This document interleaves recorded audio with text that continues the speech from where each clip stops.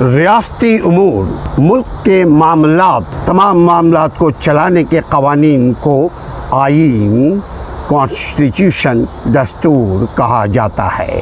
آئین تحریری ہو یا غیر تحریری، دونوں شکل میں آئین ہو سکتا ہے، جیسا کہ امریکی آئین تحریری شکل میں ہے جبکہ برطانوی آئین غیر تحریری شکل میں ہے۔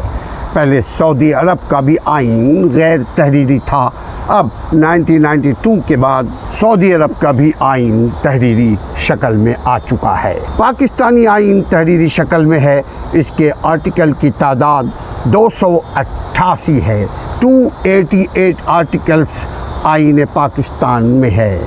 آئین پاکستان کے آرٹیکل نمبر 2 کے تحت ریاست پاکستان کا سرکاری مذہب، ریاست پاکستان کا سرکاری مذہب اسلام ہوگا، چونکہ اللہ تعالیٰ ہی پوری کائنات کا بلا شرکت غیر حاکم مطلق ہے، اور پاکستان کے جمہور یعنی عوام کو جو اقتدار اور اختیارات ملے ہیں وہ بھی قرآن اور سنت یعنی اسلام کے تابع ہوگا، اسلام کے تابع ہے۔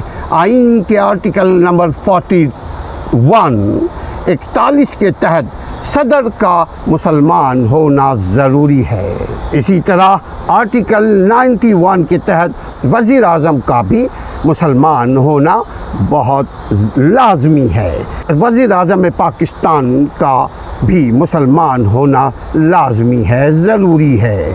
اسی طرح آرٹیکل 227 کے مطابق تمام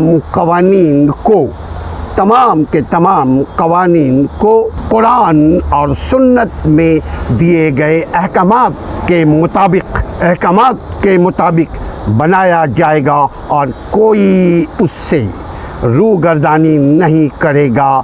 آئین کے آرٹیکل 251 کے تحت پاکستان کی قومی زبان اردو ہوگی، کاش کہ اب تک نافذ ہو جائے، مگر ان قوانین پر کسی حد تک عمل ہوتا ہے۔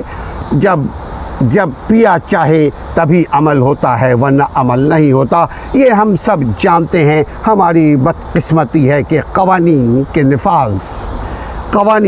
نفاذ کے باوجود، آئین کے نفاذ کے باوجود ان پر تاحال عمل نہیں ہو سکا۔ آئین کی روشنی میں صادر کیے جاتے ہیں جو قومیں اپنے قوانین پر خود عمل نہیں کرتے، بہت پیچھے رہ جاتی ہیں۔